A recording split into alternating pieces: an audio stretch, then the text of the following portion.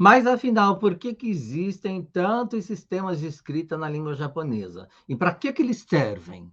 Se você é um estudante do idioma japonês e se perguntou isso em algum momento, para que servem o katakana? Por que que existe o katakana? Por que que não pode ser apenas um sistema de escrita? Não, não pode ser. Porque nós estamos falando de um idioma complexo, como qualquer outro idioma, que tem as suas peculiaridades, e hoje eu vou explicar isso para vocês. Hoje nós vamos falar sobre o sistema de escritas, os silabários do katakana no idioma japonês. Se você é um estudante da língua e busca por informação congruente, que seja bacana para você, com uma metodologia que possa responder às suas necessidades como aluno, você está no lugar certo. Eu sou o Jin Takahashi, idealizador do canal Fale Japonês, e venho trazendo para vocês muito conteúdo relevante sobre o idioma japonês, introduzindo aí a sua história, a sua cultura, porque é assim que eu acredito que a língua deve ser aprendida, não é mesmo? Uma vez que considero a cultura, a história, os hábitos do povo, a alma da língua. E é muito importante que você entenda isso, porque a própria língua em si, na verdade, ela é cultura, né, acima de tudo. Então, é muito importante que você entenda algumas peculiaridades do idioma para que você possa estudar de uma forma tranquila, de uma forma que você possa ter conhecimento de causa e saber exatamente o que é que você está falando.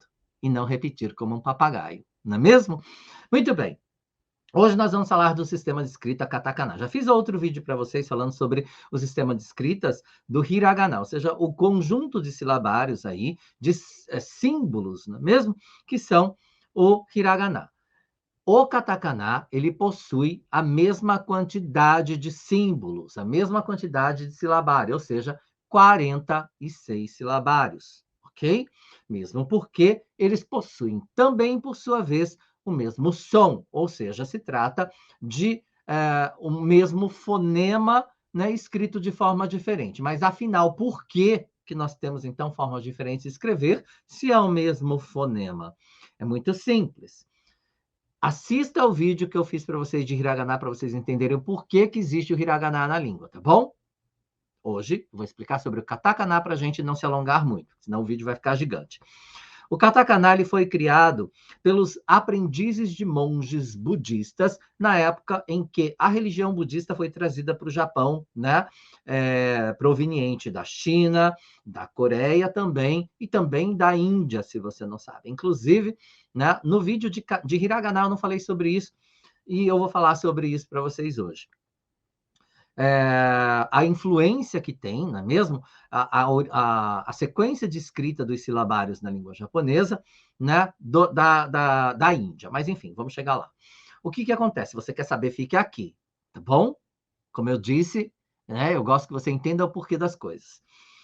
Os aprendizes de monge, né, da religião budista na era feudal, eles recebiam então aí os pergaminhos, vamos falar assim, né, porque era tudo manuscrito, não eram pergaminhos, mas enfim, eram livros e livros e livros, né, da religião budista, escritas todas em kanji, que era proveniente da China, ou seja, com os ideogramas chineses e também coreanos, lembrando, tá? A origem dos kanjis hoje utilizados no Japão, eles têm influência dos kanjis da China, mas também da Coreia.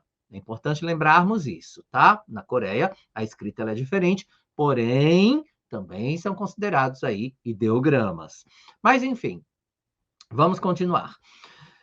Quando os monges se depararam, não é mesmo, com aquele monte de escritas, aquele monte de livro para entender a religião, e tudo escrito em kanji, e ainda estava o povo japonês num processo de alfabetização, não é, com um sistema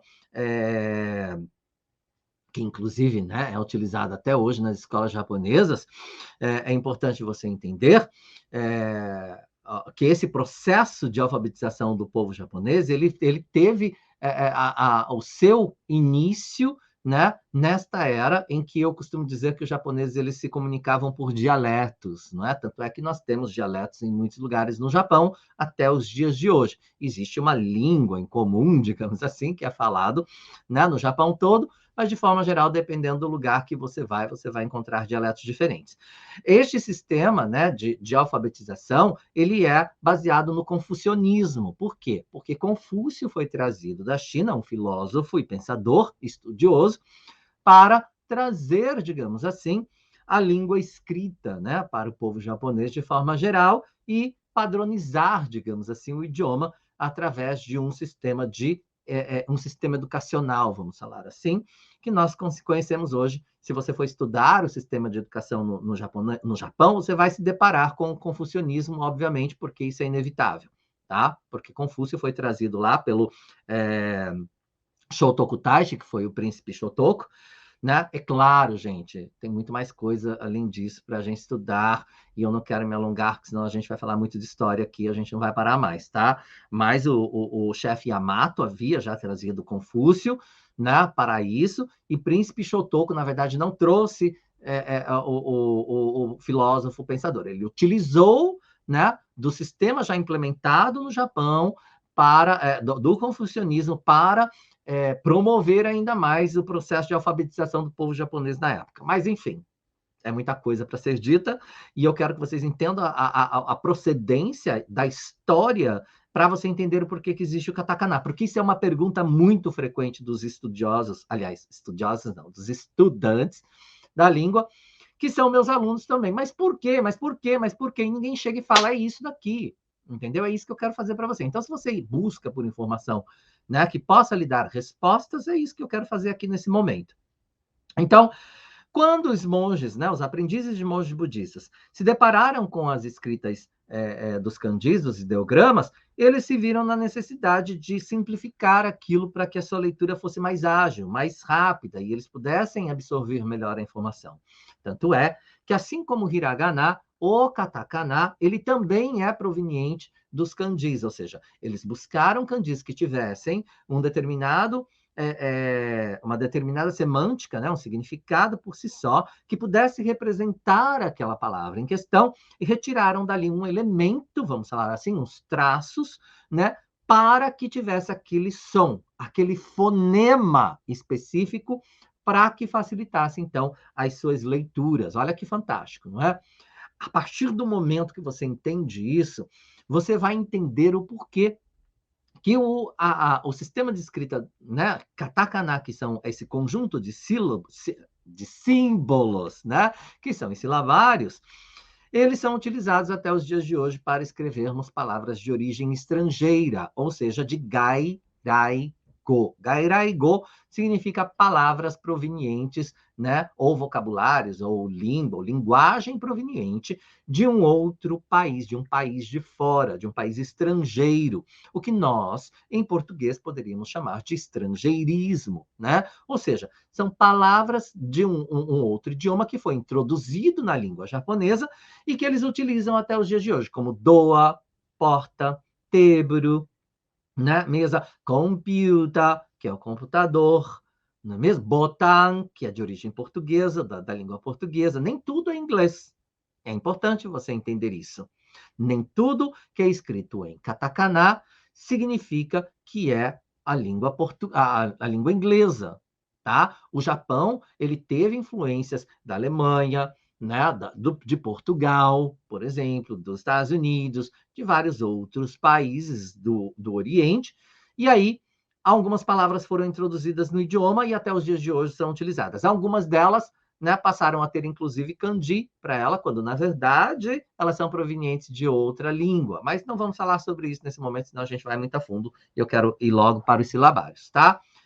E aí, o que acontece? Quando você escreve o seu nome, que ele, obviamente, acredito eu, não é mesmo? Ele será um nome estrangeiro. Se você tiver um nome em japonês e tiver um kanji, como é o meu caso, por exemplo, você escreve em kanji. Mas se você tem um nome que é Maria, que é Vanessa, Patrícia e tal, você, né, que é João, que é Carlos, você vai escrever em katakana e não em hiragana. Lembre-se disso, tá bom? O katakana, ele é única e exclusivamente utilizado, esse sistema de escritas, ele é única e exclusivamente utilizado para escrevermos as palavras de origem estrangeira, seja nome de pessoas ou qualquer outro objeto que venha de um outro país que tenha um nome estrangeiro, seja ele qual for. Perfeito até aqui? Muito bem. Então, para que a gente tenha, né, como representar este som da língua, né? Também, como eu disse para vocês, é som, é fonema, nós temos, então, 46 silabários em katakana, assim como nós temos 46 silabários em hiragana. E eles terão o mesmo som. Perfeito até aqui? Muito bem. Vamos lá. Nós vamos fazer, então, os 46 silabários para você, e à medida com que eu vou explicando aqui, talvez eu inclua outras informações que eu achar relevantes, tá? Peraí.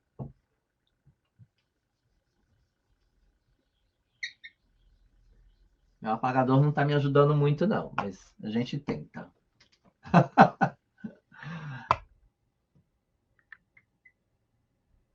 Ka, ta, ka, na. Olha que lindo. Ka, ta, ka, na. Pronto, vamos romanizar isso. Se você ainda não viu, né, o vídeo que eu explico o hiragana, para vocês, o outro sistema de escrita que foi criado pelas mulheres na era feudal, né? O katakana também foi criado na mesma época pelos aprendizes de monges budistas, como eu disse, na mesma época na era feudal, e o que nós conhecemos hoje foi padronizado na era Meiji, na mesma época que o hiragana, ok? Então, bora fazê-los. Nós temos aí Akasatana Hamayarawa, que são 10 grupos, 10 famílias, né, de silabários, assim como nós temos também em hiragana. E é assim que a gente geralmente, né, põe na cabeça a sua sequência, como eles estão disponibilizados na tabela, né, que é ensinada aí para as crianças no seu processo de alfabetização. Então, é Akasatana Hamayarawa. E nós vamos fazer, né, dividido de 5 em 5, famílias, de grupos, para caber na lousa, tá bom? Então, vamos lá. A. K.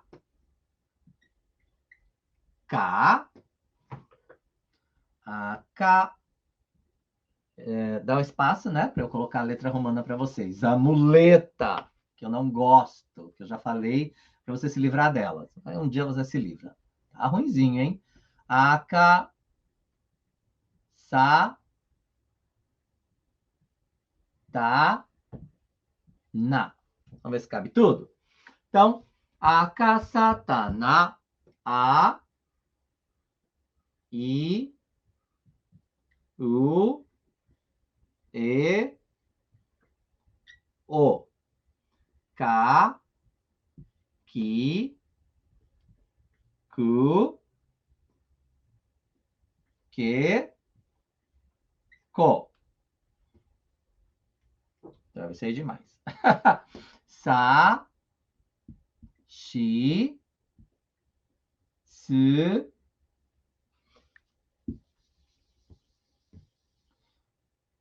Vou no paninho, que eu acho que tá dando mais certo, não é? Aí. Su,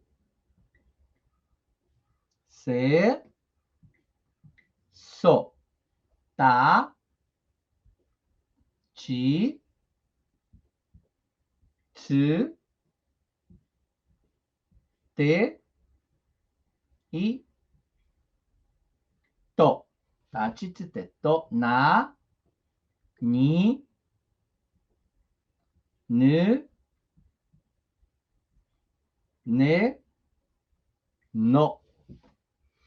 Fácil, não é mesmo? Eu gosto do katakana, gosto de tudo, na verdade, mas o katakana, ele é angular, né? Ele é quadrado, diferentemente do hiragana, que é arredondado.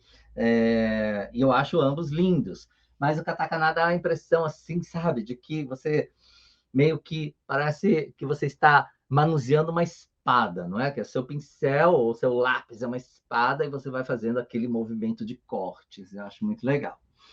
Lembrando que ele segue também a mesma regra, né, de escrita, que se você quiser se basear, a ideia aqui não é mostrar para você o kakijun, ou seja, a sequência de escrita, e sim os silabários para você visualizar, entender a sua existência, o porquê deles e quanto eles são, e o seu fonema, ou seja, o som que ele representa.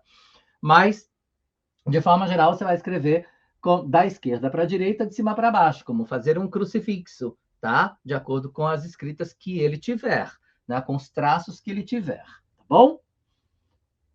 Muito bem. Vou colocar aqui em letras romanas, para que você possa tê-los também. A, I, U, E, O. K, Ki, Ku, Que, Ko. Sa, Shi, Su, Se, So. Ta, Ti, Tu, Te, To. Na, Ni, Nu, Ne, No. Pronto. Com isso, nós temos aqui 25 silabários deste conjunto de 46, tá? Faltarão, então, 21 que nós vamos fazer no próximo. Assim que eu apagar aqui. Enfim. Acho que não precisa fazer, na verdade, a leitura novamente, porque eu fui escrevendo agora e fazendo para vocês verem aí, ouvirem, né? O som que cada um desses símbolos representam. E lembrando para vocês que este aqui, ele tem o som de tsu. Tsu é apenas um som, um fonema. Você não pode dizer tisu, como tisuyaku, tsunami, assim, não. Tá? Porque aí você vai tisuyaku. Não, é tsuyaku. Ah, e ainda a gente alonga, né? Tsuyaku. Tá bom? Não é tsunami, é tsunami. Então, assim, é importante você entender a pronúncia correta para que você tenha uma fluência linguística na língua que seja, né, compreensível, digamos assim. É importante você entender isso. Lembrando que, tá? Aqui eu estou romanizando para vocês, como o Xi, por exemplo, é SHI, o Ti é CHI. Por que isso, Jim? Por que, que o Tu é TSU? E assim por diante. Por que, que escrevemos desta forma? Nós escrevemos desta forma as letras romanas, porque é a forma que nós temos no Rebonski. Você não viu o vídeo, vou repetir rapidinho. Rebonski é um sistema romanizado da língua, para romanizar a língua japonesa, criado pelo reverendo James Curtis Hepburn. Então, James Curtis Hepburn, ele desenvolveu um sistema de escrita, né, de romanizar a língua japonesa para ensinar a língua japonesa para falantes da língua inglesa, ok? Para escrever um dicionário da língua japonesa para que eles pudessem entender. E aí depois, inclusive, foi utilizado esse mesmo sistema Rebon para que o povo japonês pudesse romanizar a sua língua e também para aprender a língua inglesa a partir de todo esse sistema criado. Mas, enfim, isso faz parte da história, eu acho bacana vocês saberem, tá? E o que eu utilizo é o sistema Rebon. E aí, olha só, um detalhe muito importante, o Xi e o Tu, por exemplo, eles são muito parecidos, não é? Mas preste atenção, somente esse eu vou falar sobre o Kakijun, que é a sequência de escrita, olha, de cima para baixo, fazendo isso, né? 1, 2, e de baixo para cima, este terceiro traço, tá bom? De baixo para cima. Veja que ele vai terminando, ali nós temos um raneiro, né? Raneiro é quando ele vem assim, ó, e vai sumindo, tá? A tinta do pincel, do lápis, ou enfim. E aqui, no caso do to, nós temos de cima para baixo, de cima para baixo e de cima para baixo esse aqui também. E aí, a parte que vai sumindo é aqui embaixo, não em cima. Então, é ao contrário. Lembrando que ele é, inclusive, mais fechado. Esse daqui é mais aberto. Então, é importante você entender isso, porque isso causa muita confusão também nas pessoas que estudam a língua, que estudam os silabários e não sabem exatamente. Como eu disse, o Kakijun, que é a sequência de escrita, não é o foco desta aula, e sim para que você conheça os silabários, a existência deles, a sua sonoridade, ou seja, o seu fonema, o som que ele representa, e para que ele é utilizado no idioma. Isso acredito que deva ter ficado bastante claro para você até este momento. Outra coisa que é legal você saber é o uso do dakuten. tá? O Dakuten é o que às vezes, né, muitas pessoas chamam de tem-tem. Vou colocar em preto. Tem-tem, tem-tem, tem-tem, tem-tem, tem-tem.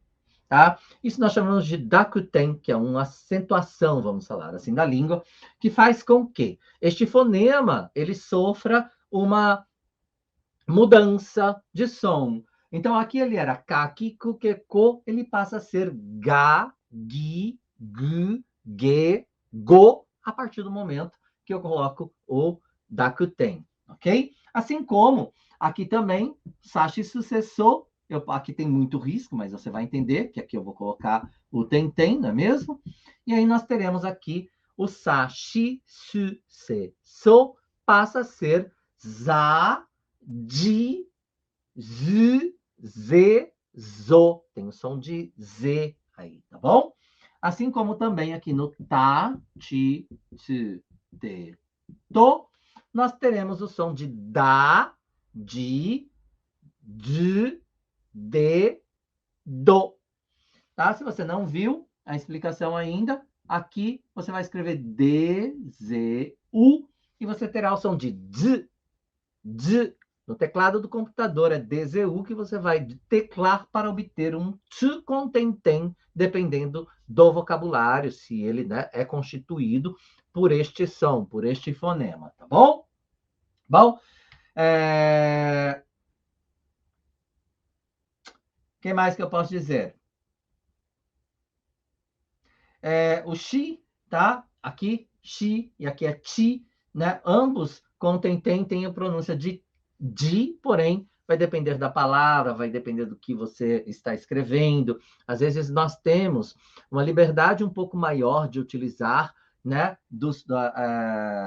Dois silabários aqui, como por exemplo, o A e o E, o pequeno, né? Juntamente com outro, como com outro silabário, para termos uma pronúncia específica dentro da língua para representar um determinado vocabulário de um idioma mais complexo, que nós não teríamos essa sonoridade, este fonema na língua japonesa. Mas isso é uma aula para um outro momento, tá? Para que você vá aí galgando nos seus estudos aos poucos e possa entender essas possibilidades. Neste momento, eu só quero apresentar para você os 46 silabários, tá? Que já apresentei bastante coisa. Então, deixa eu ver se eu não escrevi nada errado, porque eu sou dono de fazer isso, não é mesmo? Acaba colocando um tem, um sei lá, alguma coisa em algum lugar que não tem. Lembrando que a sequência de escrita do silabário, por exemplo, to, eu nem sei se eu fiz esse daqui primeiro, tá? Mas na verdade é esse daqui primeiro e depois esse daqui, né? Na sequência, ele é um pouco inclinado para baixo, mas isso aqui foi só para você entender a sequência.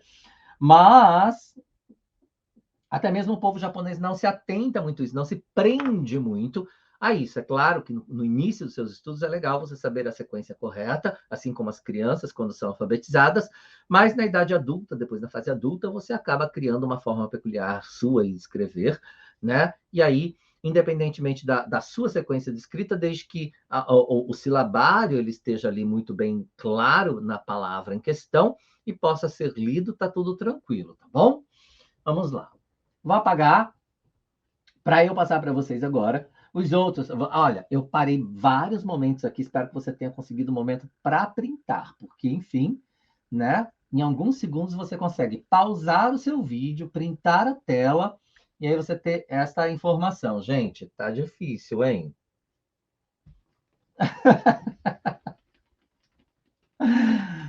Mas tá tranquilo. Eu passei um produto na minha lousa aqui que eu acho que tirou uma película protetora e aí ficou assim, começa a embaçar tudo, né? Mas é o que a gente tem para o dia, então é o que a gente vai usar, tá bom?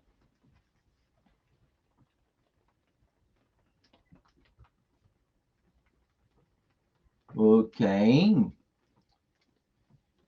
Tá, ficou um pouquinho embaçado, mas então, gamante tem que dar sai. Aguenta aí. Vamos fazer o restante, tá? Então, eu fiz akasatana. Nós temos agora hamayarawa. Bora lá. Ha, ma, ya. Mais distante um pouquinho, né? Senão eu não consigo escrever a letra romana para vocês. Sempre me esqueço que eu tenho que fazer isso. Ha, ma, ya, da, wa. Ha, hi, hu, he,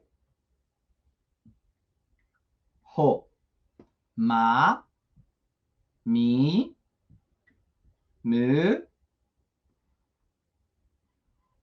me, mo. Ya, yu, yo. Ra, ri, ru, re, ro. Wa, wo, Vamos romanizar isso. Ha, hi, hu, he, ho. Ma, mi, mu, me, mo. Ya, yu, yo. Ra, ri, ru, re, ro, wa, wo, Muito bem. Se você ainda não viu a aula de Hiragana, veja, tá? Já mencionei várias vezes aqui porque eu acho legal você ver. Talvez um pouquinho mais curto para ficar melhor. E aí você tem lá esses outros 21 silabários que vamos constituir aí, então, todo o conjunto de silabários do katakana, formando 46 símbolos, ou 46 fonemas, não é mesmo? Sons que a língua representa. Lembrando que, assim como os outros silabários que eu mostrei agora, o ha, hi, hu, he, ho, se colocarmos também aqui o tentem, nós teremos outro som. Lembrando que hu é o único silabário dentro de todo esse sistema que é escrito com F, porque ele tem um som específico, que é hu, hu, é como se fosse um ru soprado, tá bom? É o único. Ele está aqui nesta família de ha, hi, hu, he, ho. Não é ru simplesmente, tá? E é escrito com H de acordo com o sistema Rebon, o Rebonski, como eu expliquei agora há pouco. E aí nós teremos aqui o ba, bi, bu, be, bo, a partir do momento que colocamos o tem, ou seja, o dakuten, para que tenhamos aí esta mudança de som nestes silabários desta família. Os outros, nós não colocamos tem, não colocamos o dakuten. Porém, assim como no hiragana, aqui neste conjunto aqui, nessa família, nesse grupo de silabários, é possível usarmos também, né, o Handakuten. Handakuten é esta bolinha, não é mesmo? Maru. E aí nós teremos aqui o som de pa, pi, pu, pe, po. Tá bom?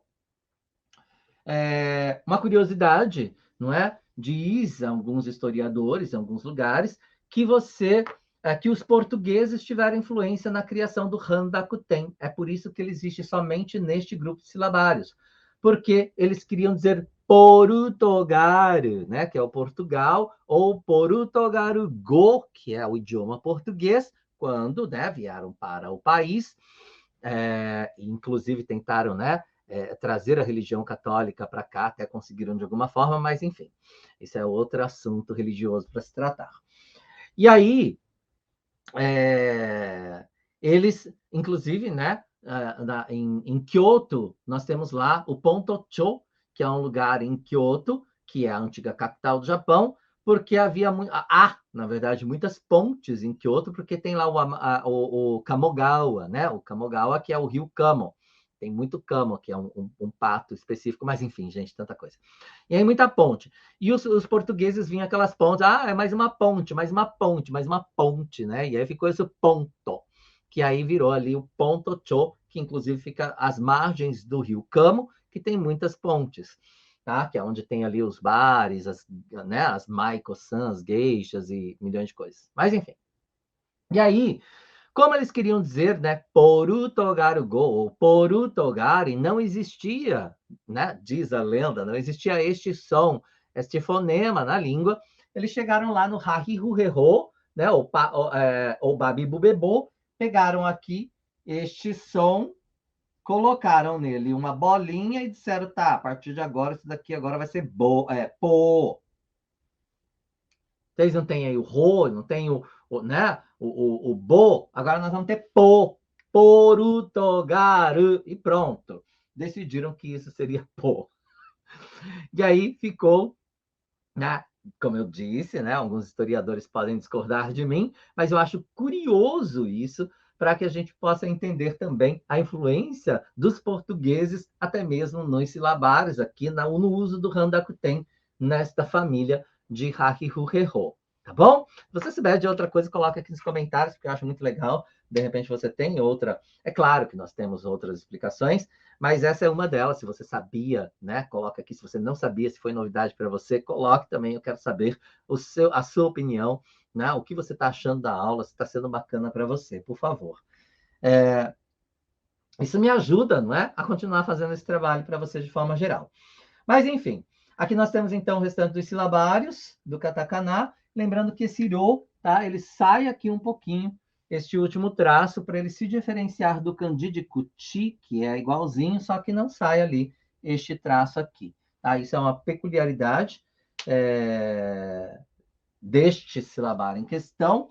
Eu queria apagar aqui, não sei se vocês printaram ou não.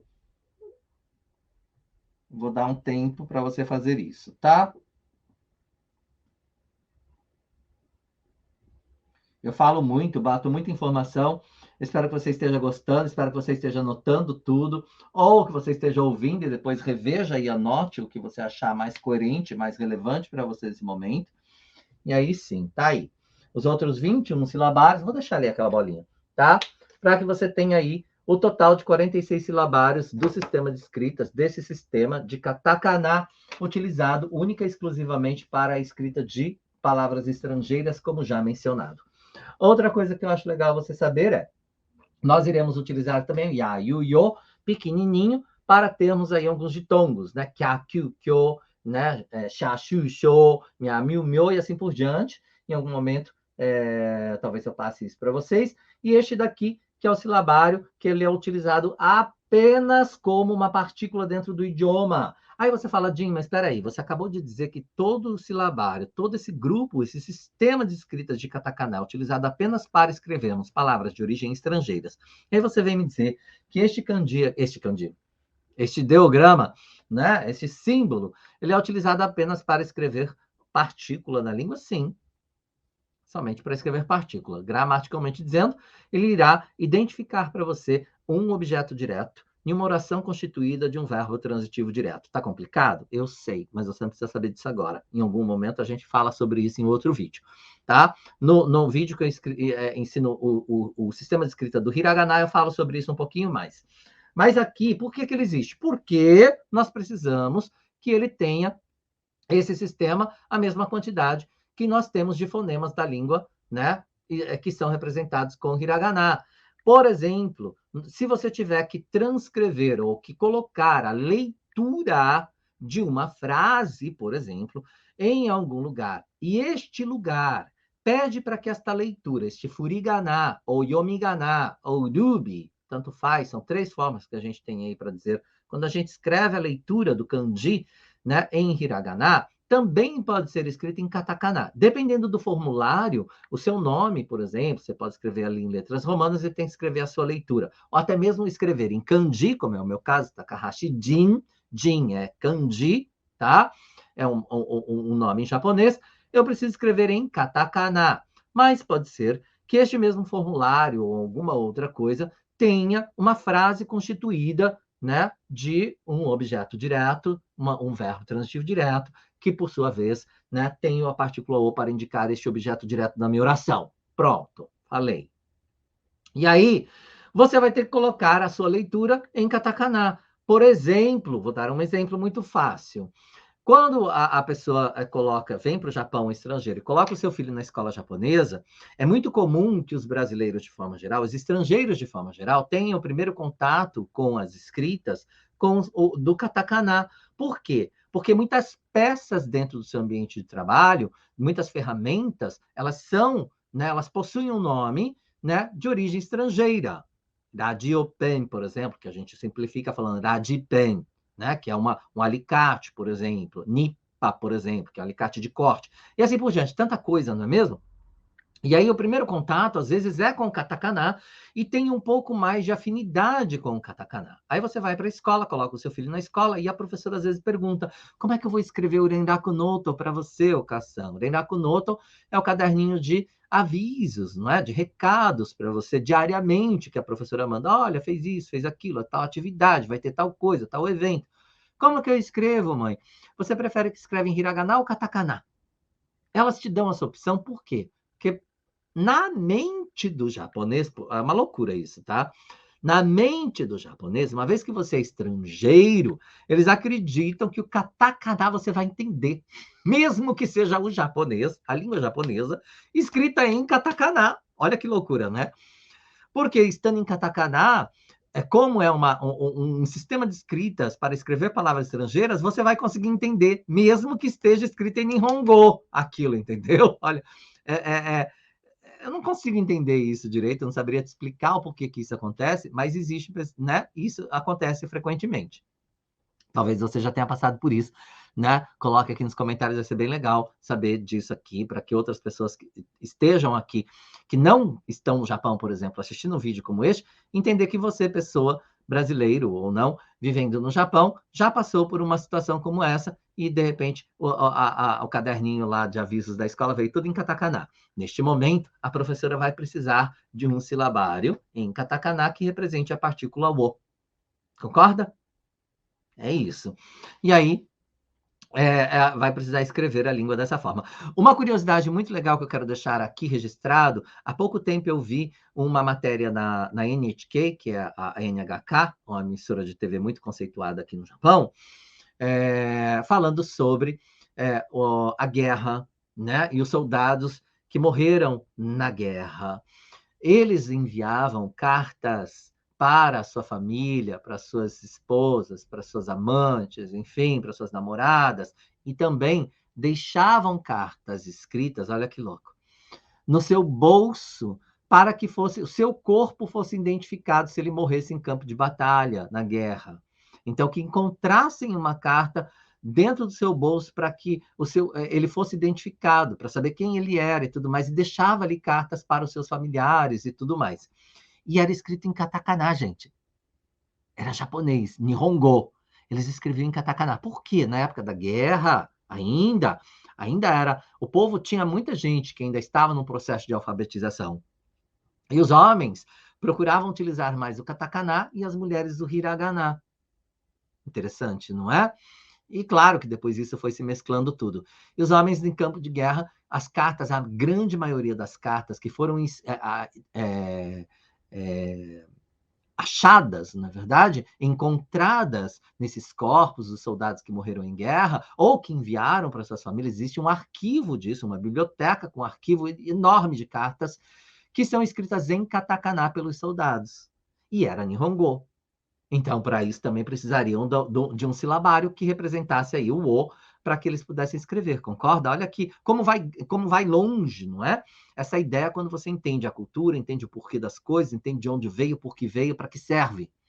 E eu acho isso muito importante para você, estudante da língua, entender a importância, entender o significado, entender o uso, entender a sua fonética, para que você possa, de fato, conquistar os seus objetivos em relação à língua, estudar essa língua, né, com conhecimento de causa, ter esta paixão, ter esta vontade, ter esse tesão, na verdade, desculpa a palavra, de aprender a língua, né, com todo este conteúdo histórico, cultural e tudo, porque eu acho que, como eu disse anteriormente, quando você estuda uma língua, inevitavelmente você precisa entender a cultura desta língua. A língua somente, ela por si só é extremamente cultura, né? Cultural. Então é importante que você entenda que este povo que fala esta língua, que utiliza desta, né, forma de comunicação, né, desses símbolos para se comunicar, ele possui uma história, ele possui uma cultura. E no Japão isso é muito enraizado na sua língua, na sua forma de agir, inclusive, na atitude do povo japonês. Por isso, se você estuda a língua japonesa, esteja aberto, aberta, mantenha sua mente aberta sempre para a novidade, para as coisas novas, para o que vier, para o que agregar de conhecimento para você, para que cada vez mais os seus estudos sejam extremamente prazerosos e não simplesmente aquele estudo mecânico chato, não é? Que fica monótono, te ensinando risquinho, risquinho, risquinho. Não, eu quero que você entenda tudo o máximo possível para que os seus estudos sejam realmente satisfatórios e você alcance os seus objetivos em relação à língua e seja fluente em algum momento. Tá? Espero ter sido bastante claro aqui nas minhas explicações. Tem uma coisa que eu disse para vocês que falaria lá no começo, se você voltar ao vídeo você verá, eu disse, fica até o final que eu vou falar, sobre a influência da Índia em relação às escritas, né, dos silabários na língua japonesa, que eu não mencionei quando eu ensinei o hiragana para vocês, vou mencionar aqui neste vídeo, tá? Tá ficando longo pra caramba, mas espero que você esteja aqui comigo. A sequência de escrita, por que nós escrevemos a, i, u, e, o, e não a, e, i, o, u, como escreve a língua portuguesa, por exemplo, nessa sequência, não é? Por que a sequência é diferente? Isso tem a ver com o sânscrito da religião budista vindo do Tibete, do Nepal, da Índia também, por que não dizer? Como eu disse, existe influência, e é importante você entender isso. Se você for a um cemitério budista, se você for a um cemitério, né, antigo, por exemplo, né, eu estive no... Gente, eu estive em cada lugar nesse Japão que se eu fosse contar para vocês aqui, seria uma história, um livro imenso, tá? Mas vamos resumir. Você for em cemitérios antigos, você encontrará aqueles monumentos em pedra, na verdade, feito em pedra, com sânscrito, que são os ideogramas, né? Que são escritos no Tibete, por exemplo, no Nepal. Enfim, eu já estive no Nepal, já estive em mosteiro budista no Tibete. Eu já tenho muita história para contar para vocês. Se um dia eu tiver a oportunidade, eu faço isso. Então, como eu disse para vocês, este conhecimento, o Nepal, né, Katmandu, eu estive lá no berço, né, da religião budista, estive lá, estive inclusive no berço do Buda, né, de Siddhartha Gautama, né, no Nepal, entre Nepal e Tibete, né, lá em Lumbini, fui até lá, enfim. Eu estive muito próximo de tudo isso para buscar conhecimento. Viajei de mochileiro por essas terras incríveis para conhecer muita coisa, estar em contato, ficar em mosteiro budista, né? Então, assim, não somente no Nepal, mas também aqui no Japão, né? Então, é importante você entender que quando eu passo para você alguma coisa, é com conhecimento de causa. Eu sou um professor raiz, eu diria, não é? Que estou aqui há tanto tempo neste país, há mais de 30 anos vivendo aqui, mais de quase 20 anos, daqui a pouco não sei quando você está vendo esse vídeo, né? Ensinando este idioma e fui buscar muito conhecimento. Então, você entende que existe o sânscrito, ele a sequência dele é a que é utilizada na sequência do hiragana e do katakana. Por isso é a, i, u, e, o. Entendeu? Espero que sim. Em algum momento, talvez a gente fale um pouco mais sobre isso. Espero ter ficado claro para você. Se ficou, se você gostou, por favor, não se esqueça de compartilhar, de se inscrever no canal, de ativar o sininho para você receber notificações de quando eu estiver aqui com um novo conteúdo para você e não perder absolutamente nada, tá? Eu espero você em outros vídeos. Não se esqueça que eu tenho também um curso para quem quer se aprofundar no idioma, estudar muito mais, né? Saber muito mais sobre essa língua fascinante. Espero que um dia você possa ser um samurai, uma samurai da Legião de Falantes de Nihongo comigo aqui, né? No Fale Japonês. Sendo um aluno meu, uma aluna minha. Será extremamente muito bem-vinda. Ok? Até o outro vídeo. Já, né? Gomen nasai, ficou longo, mas eu sei que você gostou. Tchau.